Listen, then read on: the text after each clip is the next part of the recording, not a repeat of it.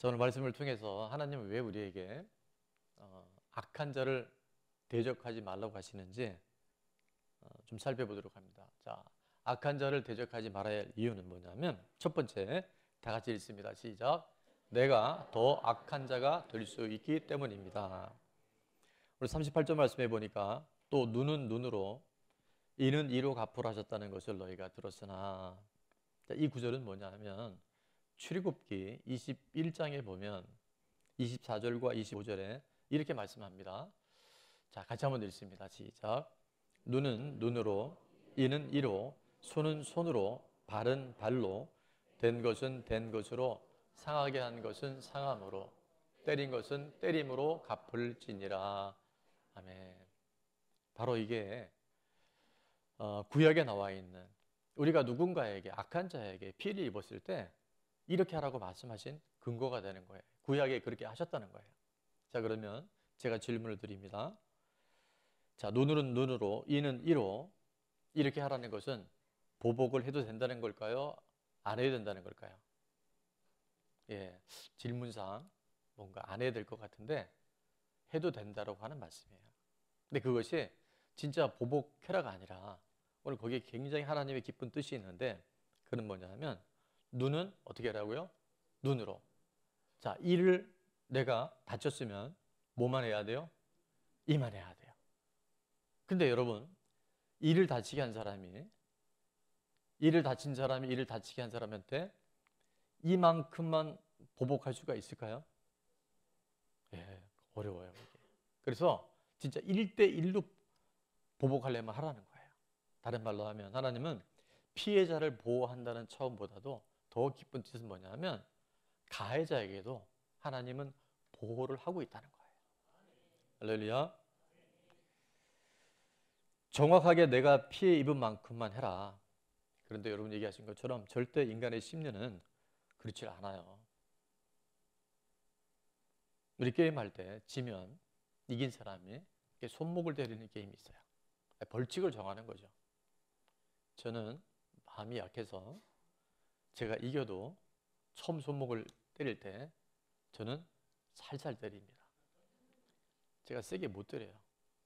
근데 저희 집안에 처음부터 아주 세게 때리는 분이 또 있어요. 절대 누구라고 얘기 안 합니다. 근데 저는 약하게 때렸는데 누군가가 세게 때리면 제가 그 다음에 살살 때릴까요? 세게 때릴까요? 똑같이 세게 때릴까요? 더 세게 때릴까요? 그겁니다. 그래서 하나님은 이는 이만 해야 돼. 눈은 눈만 해야 돼. 너희가 거기서 벗어나는 건 다 그게 죄야.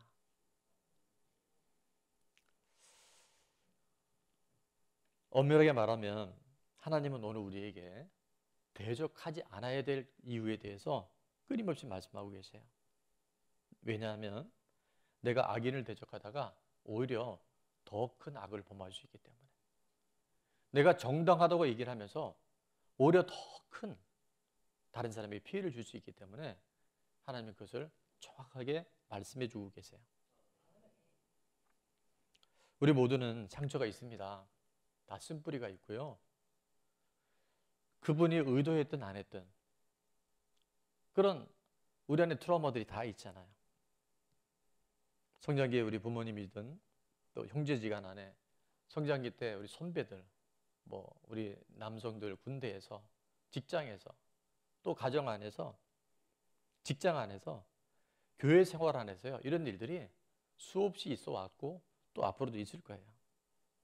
자, 근데 문제는 뭐냐면 이것이 해결되지 않으면 어떤 현상들이 나타나냐면요, 상처 입은 우리가 피해자들이 다 돼요.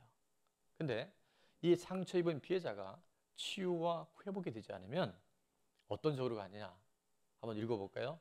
상처 입은 가해자가 됩니다. 여러분, 내가 받은 피해와 내가 받은 트라우마를 내가 해결하지 않고 살다 보면 어느 순간 내가 권위자가 되고 내가 어느 정도 힘을 권유할 수 있는 그 상태가 되면 또 다른 사람을 가해합니다. 이게 배운 대로 하는 것이 아니라 뭐 한 대로? 본 대로 하는 거예요. 당한 대로 하는 거예요. 그래서 우리 연약한 자녀들이나 때로는 배우자나 집에서 기르는 애완견이나 이렇게 가해를 당하는 거예요. 그러나 상처 입은 피해자가 치유와 회복이 일어나면 어떤 사람으로 전환되냐면 바로 상처 입은 치유자가 됩니다. 할렐루야. 상처 입은 피해자가 용서하지 않고 살아가면 여전히 상처 입은 가해자가 돼요. 그런데 상처 입은 피해자가 예수님의 그 십자가의 사랑으로 용서하게 되잖아요. 뭐가 된다고요? 상처 입은 치유자가 돼요. 그래서 하버드 대학교 교수였던 헨리 나우에는 이 예수님을 만난 다음에 그가 캐나다에 정신박약아들이 장애인들이 있는 그곳에 평생 삶을 헌신해 버려요. 그리고 쓴 책이 바로 운디드 힐러라고 하는, 예수님이 바로 상처 입은 치유자로서 엄청난 인류의 죄들을 다 한 몸에 지고 끔찍한 고통과 상처를 받았지만 우리를 뭐 하심으로? 용서하심으로 상처 입은 치유자로서 오늘도 우리와 함께 하신 줄로 믿습니다.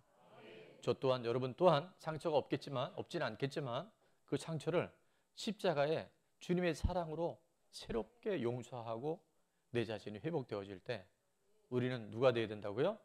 상처 입은 치유자가 되어야 할 줄로 믿습니다. 운디드 힐러가 되어야 할 줄로 믿습니다. 작은 예수가 되어야 할 줄로 믿습니다. 바로 우리에게 악한 자를 대적하지 말라는 이유가 내가 대적한다는 자체가 더 큰 악을 행할 수 있기 때문에. 제가 지금은 많이 회복이 됐지만 아마 제 연배에 있는 분들 60대 이상은 다 그러실 거예요.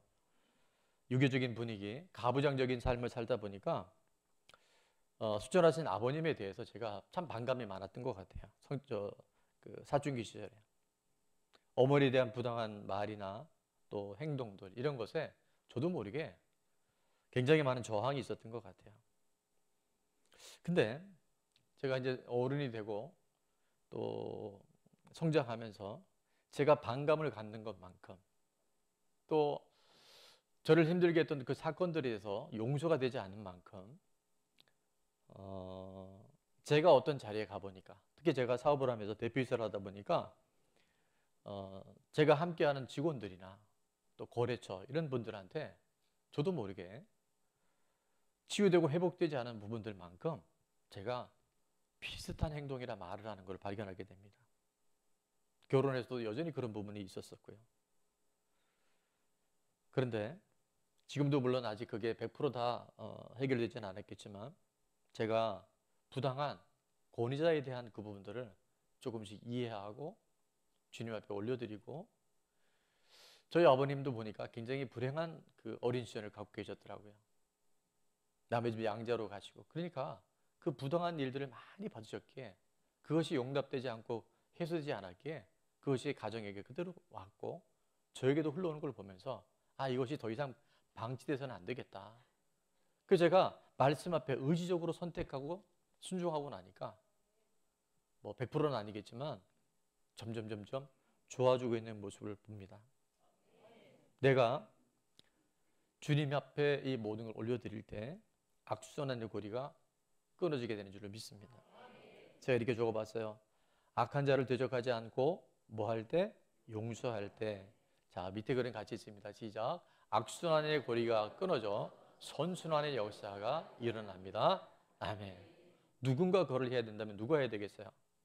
오늘 내가 해야 됩니다. 더 이상 그 상처와 쓴뿌리에 여러분 자기 연민에 빠지지 마시고 주님의 십자가로 갈아탈 수 있기를 축원합니다.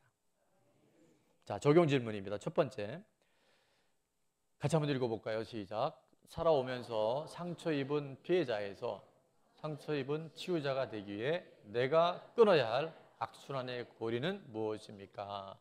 누구에게 받은 어떤 고통, 어떤 상처, 여러분 이제는 끊어야 돼요.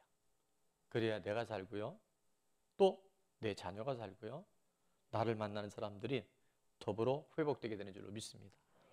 자, 두 번째는 오늘 말씀을 통해 앞으로 그 악순환의 고리를 어떻게 처리하고 해결하겠습니까? 고통은 드러나야 됩니다. 상처가 드러나야 돼요. 한 번에 안 돼요. 이게 꾸준하게 실천해야 돼요. 계속 말씀 듣고 공동체에 드러나고 또 내가 순종해 보면요, 어느 순간 보면 내가 자유해진 것을 알 수 있게 됩니다. 자, 두 번째입니다. 악한 자를 대적하지 말라고 하시는 이유는 같이 읽습니다. 시작. 악한 자는 누가 심판하신다고요? 하나님이 심판하셔요. 오늘 39절부터 42절 제가 읽을게요. 나는 너에게 이르노니 악한 자를 대적하지 말라. 누구든지 내 오른편 뺨을 치거든 왼편도 돌려대며 또 너를 고발하여 속옷을 가지고자 하는 자에게 겉옷까지도 가지며 또 누구든지 너로 억지로 오리를 가게 하거든 그 사람과 심리를 동행하고. 자, 42절은 다 같이 있습니다. 시작. 내게 구하는 자에게 주며 내게 구하고 하자는 자에게 거절하지 말라. 아멘. 악한 자를 대적하지 않을 때 누가 심판하신다고요? 하나님이 심판하세요. 근데 내가 대적하잖아요. 내가 자꾸 보복하잖아요. 그럼 하나님이 일하시기 어려워요. 아멘. 너도 했잖아. 너도 가야잖아. 그래서 하나님이 제한되는 거예요. 저 오늘 39절 하반절에 보니까 오른편 뺨을 치거든 왼편도 돌려댄다 이렇게 말씀하세요. 여러분, 내가 왼편을 맞으려면 상대방이 나를 어떻게 가격을 했을까요? 자, 내가 왼편을 맞으려면 상대방이 왼손으로 쳐야 돼요. 근데 유대 문화에서는 왼손을 매우 불결한 손으로 생각해서 성경에 보면 다 오른손에 주의 오른손이 나를 붙드시리라. 나의 오른손이. 그러니까 왼손으로 때리지 않아요. 그러면 내가 왼편을 맞으면 상대방이 어떻게 가격을 했을까요? 오른손을 어떻게? 손등으로 쳐야 됩니다. 뭐 쉬운 얘기기도 하고 뭐 대단한 건 아닌데 등을 때렸다는 건 뭐 손등을 때렸다는 건 상대방을 경멸하는 거예요. 짐승 취급하는 거예요. 그만큼 사실은 인격적 모독을 한다는 거예요. 자, 그때 왼편도 돌려대라 그렇게 말씀하셨어요. 이따가 설명드리겠지만 요즘은 아예 체벌이 이제 금지되어서 그런 일이 거의 없지만 여러분, 저는 체벌을 금해야 된다. 그게 성경과 같으면 저는 동의하는데 아이들이 36개월 미만에 사람 많은 곳에 가서 막 떠들고 왔다 갔다 하고 남을 피해주는 것은요, 훈육해야 돼요. 그거 가르쳐야 됩니다. 나중에 부모님들 그것 때문에 굉장히 어려움을 겪을 거예요. 그래서 그런 부모님들에게 제가 추천하고 싶은 것은 오은영 박사님의 금쪽 같은 내 새끼, 거기 보면요 그런 아이들이 나와요. 물론 거기는 극단적인 아이들이 나오지만 여러분, 꼭 아이들에게 훈육이 필요합니다. 때리라는 게 아니라 거기에 응당한 아이들이 대가 지불을 하게끔 해야 돼요. 그래서 그렇게 모아오는 요즘에 유튜브가 또 있어요. 필요하시면 제가 보내드릴게요. 그래서 아이들이 마냥 아이들을 그냥 인격적으로 키운다? 그 아이들은 아직 인격이 안 세워져 있어요. 그런 아이들한테 자유의지를 주면요 끝간데 없이 가요. 부모도 없고 세상도 없고 나밖에 몰라요. 우리 좋은 나무 교회는 절대 다음 세대들을 그렇게 키우는 사람이 없기를 축원합니다. 자, 어쨌든 체벌이 있던 우리 시절에 어느 날 한 친구가 학교 갔는데 그때는 체벌이 있었단 말이에요. 무슨 일인지 선생님한테 되게 혼나고, 우리 교회도 선생님들이 많이 계신데 따귀를 한 대 맞았어요. 근데 그때 맞을 때 아이가 주일학교 때 선생님이 해준 이야기가 떠오른 거예요. 한쪽 뺨을 맞으면 다른 쪽 뺨을 대려라. 그래서 그렇게 말을 안 듣다가 하필 그때 순종한다고 오른쪽 뺨을 또 내렸대요. 여러분, 그때 선생님이 어떻게 했어요? 이놈 봐라. 얘가 지금 반항하고 있네. 대들고 있네. 그래서 그날 아주 먼지가 나게 맞았대요. 중요한 것은 다른 편뺨을 돌려대라. 속옷을 달라거든 겉옷을 줘라. 오리를 가거든 심리를 가게라는 의미는 문자적인 의미가 아니라, 따라합니다, 악한 자를 대적하지 말라. 그걸 강조하신 말씀이에요. 왜냐하면 악한 자는 내가 대적하지 않을 때 누가? 하나님이 심판하시기 때문에. 로마서 12장 19절은 이렇게 말씀합니다. 다 같이 시작. 내 사랑하는 자들아, 너희가 친히 원수를 갚지 말고 하나님의 진노하심에 맡기라. 기록되었을 때 원수 갚는 것이 내게 있으니 내가 갚으리라고 주께서 말씀하시느니라. 아멘. 누가 갚으신다고요? 그럼 우리는 그 원수 같은 그 사람을 하나님께 자꾸 맡겨드려야 돼요. 하나님이 친히 갚으실 수 있도록. 그래서 로마서 12장 17절 또 18절 21절에 보면 계속 계속 말씀하십니다.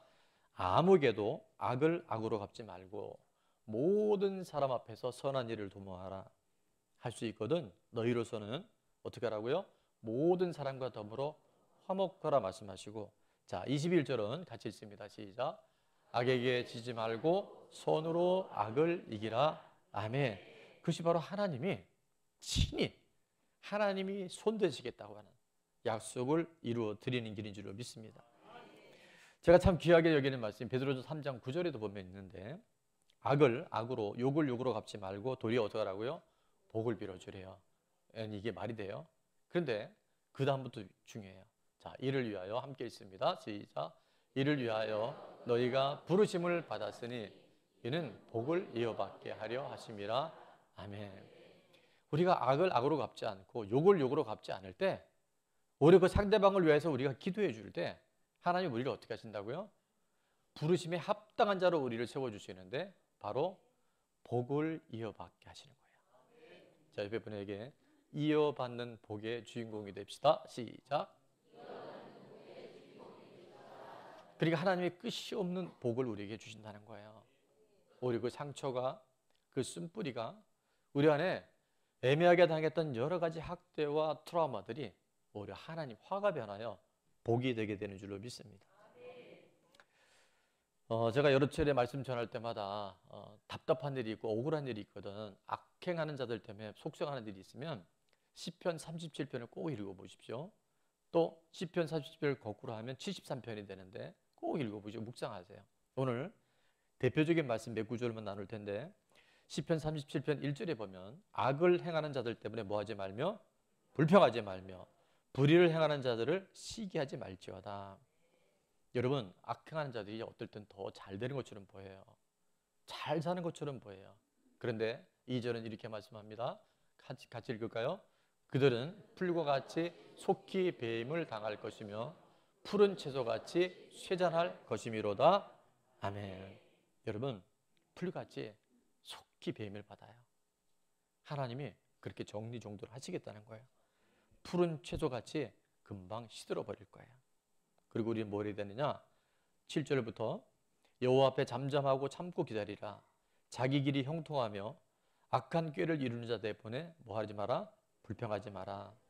우리가 분이 나죠. 분을 그치고 노가 나죠. 노를 버리며 불평하지 말라. 오히려 악을 만들 뿐이라. 진실로 악을 행하는 자들은 끊어질 것이나, 자 여호와를 소망하는 자들 다 같이 시작. 여호와를 소망하는 자들은 땅을 차지하리로다. 아멘. 하나님의 영향력 안에 두시겠다는 거예요. 하나님의 도우심 손 안에 우리를 두게 하시겠다는 거예요. 그래서 4절부터 6절까지는 결론을 말씀하는데, 우리가 그러면 어떻게 살아야 될까? 악행하는 자들, 예수님 없이 너무 잘 먹고 잘 살고 또 우리를 무시하고 핍박하는 사람들을 우리가 개의하지 말고, 자 4절부터 6절은 이렇게 말씀합니다. 또 여호와를 기뻐하라. 다 같이 읽을까요? 또 시작.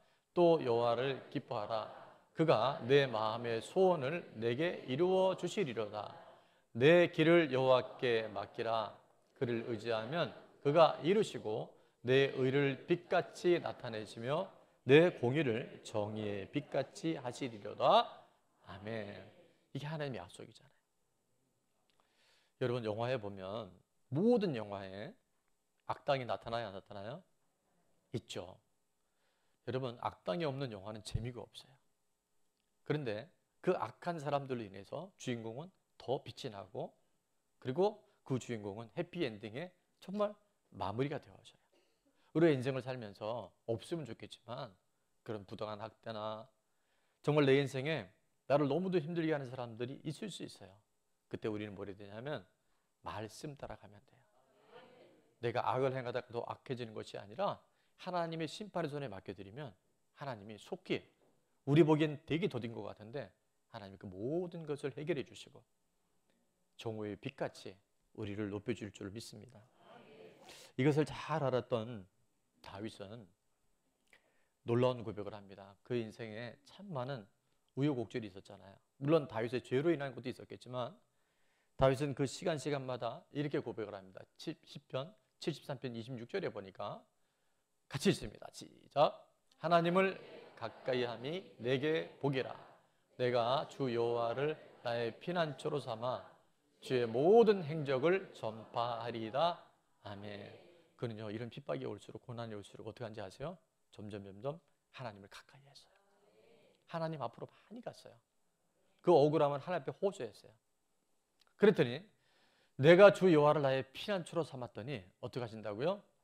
하나님이 하신 일들을 전파할 수 있는, 하나님이 내 삶을 이렇게 전환시켜 주셨고 나를 믿음의 사람으로 한 시대를 변화시킬 수 있는, 그가 많은 우여곡절과 또 험난한 시절이 있음에도 불구하고 하나님 살아계심을 전파할 수 있는 위대한 왕으로 세워주신 줄을 믿습니다.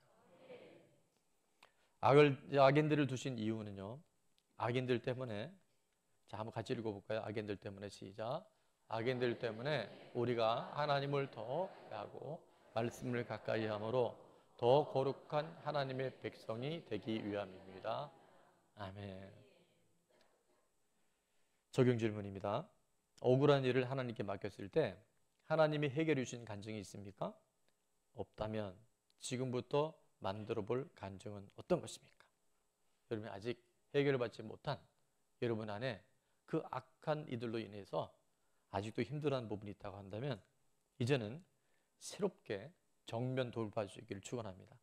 자, 끝입니다. 악한 자를 대적하지 말라는 정말 중요한 이유인데 그건 뭐냐면, 따라합니다. 내 죄를 보지 못하기 때문입니다. 우리가 악한 자를 대적하다 보면요, 나는 의롭다고 생각해요. 억울함을 넘어서 내 죄가 보이질 않아요. 그래서 우리는 대적하지 않아야 돼요. 마태복음 7장 5절에 보니까 이렇게 말씀하더라고요. 외식하는 자여, 먼저 내 눈 속에서 뭐를 빼라? 들보를 빼라. 그 후에야 밝히 보고 형제의 눈 속에서 티를 빼리라. 아멘. 지난 금요일 이틀 전 이 자리에 우리나라에 정말 전설과 같은 전도하시는 전도사님이 다녀가셨어요. 4년에 1,500명 전도하려면 1년에 400명을 한 거예요. 근데 이번에도요, 3월부터 전도가 새롭게 시작이 돼서 지금 4월 초잖아요. 그러나 우리 기도회 마치고 잠깐 교제를 하는데 등록한 사람만 본인이 전도해서 40명이 등록됐대요. 그러니까 이게 누구 특수한 사람만이 아니고 지금도 성령님은 역사하시고 믿음의 사람을 통해서 동일한 표적을 주실 줄 믿습니다. 근데 말입니다, 이분이 뭐라고 얘기를 하셨냐 하면 전도를 하게 된 결정적인 계기가 그 영상에 보면 다 나오는데, 내 죄가 보이니까 하나님의 은혜가 커서, 내가 이렇게 죄인인데 이렇게 수많은 모순 속에 살아가는데 내 죄가 커진 게 보이더래요. 그리고 하나님의 은혜가 뭔가가 선명해지더래요. 그리고 그 하나님 없이 살아가는 사람들을 영혼이 보여줘서 뭐하지 않을 수 없었다? 전도하지 않을 수 없었습니다. 자, 그분의 고백입니다. 왜 전도를 하게 됐는지 다 같이 읽을까요? 시작. 내 죄가 보이니까 하나님의 은혜가 커서 전도하지 않을 수 없었습니다. 아멘. 다른 사람의 허물이 잘 보이지 않습니다. 내 죄를 보고 나면, 내 안에 들보가 있는 게 보이면요, 다른 사람의 허물이 불쌍해 보여요. 안 돼 보여요. 얼마나 힘들까. 나는 예수님 만나서 난 이렇게 행복하고 난 이렇게 거룩하게 변화되어지는데 저 사람의 삶은 얼마나 힘들까. 내 죄가 커 보이면 하나님의 은혜가 너무 커서 그 영혼을 사랑하지 않고는, 그 영혼을 위해서 기도하지 않고는, 그 영혼을 위해서 전도하지 않고는 견딜 수 없는 마음이 우리에게 부어진 줄을 믿습니다. 내 죄가 내 고난보다 큽니다. 한번 따라해 볼까요? 시작. 내 죄가 내 고난보다 큽니다. 여러분, 이게 짧은 문장이죠. 이 문장 안에 오늘 우리 인생의 모든 얽히고 설켜 있는 상처, 쓴뿌리, 트라우마, 해답이 여기 있어요. 내가 얼마나 큰 죄에서 구원받은지를 알고 나면요, 내 고난, 이거는 진짜 껌입니다. 이 눈이 열려질 수 있기를 주 이름으로 축원합니다. 악한 자를 대적하지 말라고 하시는 이유, 첫 번째입니다. 다 같이 시작. 내가 더 악한 자가 될 수 있기 때문입니다. 두 번째, 악한 자는 하나님이 심판하시기 때문입니다. 세 번째, 내 죄를 보지 못하기 때문입니다. 그래서 우리는 악한 자를 대적하지 않고 주님 앞에 자꾸 맡겨드리는 연습을 해야 돼요. 적용 질문 첫 번째, 남을 탓하기 전에 내가 먼저 보아야 할 내 죄는 무엇입니까? 이게 보여야 돼요. 두 번째, 나를 대적하는 사람을 앞으로 어떻게 대하겠습니까? 방금 우리가 별지를 함께 봤는데 이제 매주마다 제가 전도 적용 질문을 드릴 겁니다. 그래서 우리 교회는 영적 5종 세트가 있죠. 또 하나 뭐가 있냐면 영적 전도 세트가 있어요. 우린 세트가 아니면 다루지를 않아요. 자, 영적 5종 세트를 겸해서 전도 5종 세트가 있는데, 자, 첫 번째는 뭐냐면 김포 좋은나무교회 유튜브 구독을 10명 이상에게 부탁하기. 두 번째는 우리 나눠드린 별지에 이번 주가 DMR에서 34일인데 여기 보시면 DMR에서 34일인데 이거는 여러분을 불편하게 드리는 게 아니라 여러분을 도와드리는 거예요. 전도해야지 하는 전도가 잘 안 됩니다, 이 시대가. 그래서 여러분에게 어떻게 하면 전도를 할 수 있을지를 우리가 잘 안내해 드리는 거니까 뭘 잘해야 되냐면 해석을 잘해야 돼요. 아, 우리 교회에서 내가 전도를 잘할 수 있도록 지금 이렇게 도와주시는 거구나. 근데 해석을 잘못하면 교회 나갔더니 안 그래도 내가 지금 골치 아파 죽겠는데 또 전도하라고 그래. 이거는 하나님의 생각은 아닌 것 같아요. 태신자 5명 정하기는 그 유튜브 안에 들어보지 않았는데 어떤 분은 10년 전, 5년 전 태신자가 맨날 똑같아요. 그런 부분은 태신자가 아니고 그냥 기도 대상자로 빨리 폴더를 넘기셔야 돼요. 그리고 새신자는요, 내가 구체적으로 관계 전도하면서 맺을 수 있는 새로운 분들을 자꾸 만나셔야 돼요. 그러니까 앞으로 태신자를 저도 이제 계속 그 이름을 보잖아요. 기도 같이 하니까. 근데 예전에 그분 많지도 않아요. 마르고달도 그분 이름만 써내는 분들은, 그런 분들은 어디로 가야 된다? 중보기도 대상자로 넘어가는 거예요. 기도만 하고 또 기회가 되면 전도를 해야 되겠죠. 복음을 전해야 될 텐데 그날 이런 얘기합니다. 김인선 전사님은 여러분이 그렇게 똑같은 이름에 오랫동안 밥도 사주고 했는데 안 움직이면 그분한테 여러분이 주도권을 뺏긴 겁니다. 그렇게 해서는 교회 잘 안 나와요. 그 사람은요, 우리를 갖고 때로 조롱해요. 그래서 기선을 딱 잡아야 돼. 그래? 나는 기도할 텐데 네가 알아서 해. 이런 마음을. 그러나 섬겨야죠. 그리고 우리는 새로운 태신자들을 품어야 할 줄로 믿습니다. 자, 세 번째는 뭘 해야 되냐면 전도 명령을 제작하고 전달해야 돼요. 네 번째는 전도 달력에 맞춰서 섬김 실행하기. 그러니까 이거죠, 이거. 여기 전도 달력에 보면 구체적으로 여러분이 뭘 해야 될지 다 이렇게 적어놨어요. 이게 여러분을 힘들게 하는 게 아니라 뭐라고 도와드리려고 한 겁니다. 해석을 잘 하십시오. 그 다음 매우 중요한 게 5번째인데 다 같이 읽어볼게요. 시작. 전도 대상자 위에 30분 이상 기도하기. 기도하세요. 기도할 때 그 마음을 주시고요. 전도할 때 내 영혼이 살아나요. 필요한 모든 걸 하나님이 공급해 주셔요. 오늘도 하나님의 눈은 의인을 향하시고 의인의 간구에 하나님이 귀를 기울이고 계셔요. 악을 행하는 자들을 하나님이 대적하시고 심판하십니다. 그래서 우리는 악한 자들 앞에서도 끝까지 선으로 살아가서 우리 안에 들여진 모든 고난과 화가 하나님이 일하시는 복으로 전환되는 주인공들 될 수 있기를 축원합니다. 예수님 이 땅에 계실 때 내가 곧 길이요 진리요라고 말씀하셨잖아요. 진리를 알지니, 한번 따라해볼까요? 진리를 알지니 진리가 너희를 자유케 하리라. 여러분, 진짜 진리는 내가 악한 자를 대적하지 않을 때 진짜 자유를 누릴 수 있어요. 내가 그 사람에 집착되어 있는 한 내 인생이 자꾸 묶여버려요. 그래서 이렇게 적어봤어요. 진리란 내 마음대로 하는 것이 아니라 내 마음대로 하지 않는 거예요. 진리란 내 하고 싶은 대로 하는 것이 아니라 말씀대로 하는 거예요. 오늘 어떤 인간관계에서 묶여있든 참 진리 되신 예수님, 십자가에서 다 풀어준 예수님, 내 마음대로 하고 싶은 대로 하는 게 아니라 말씀대로 살아가는 저와 여러분이 되어져서 내 당대에 악순환의 고리가 다 끊어지고 하나님이 저와 우리 자녀와 앞으로 만나게 될 영적 많은 우리의 지체들과 참 자유를 누릴 수 있는, 하나님이 너무너무 기뻐하시는 그런 천국 공동체가 될 수 있기를 주의 이름으로 축원합니다. 악한 자를 대적하는 성경적 방법을 제가 마지막으로 말씀드립니다. 성경적으로 원수 갚는 방법. 자, 다 같이 어떻게 시작? 용서하여 하나님께 맡기고 잊어버리는 거예요. 할렐루야.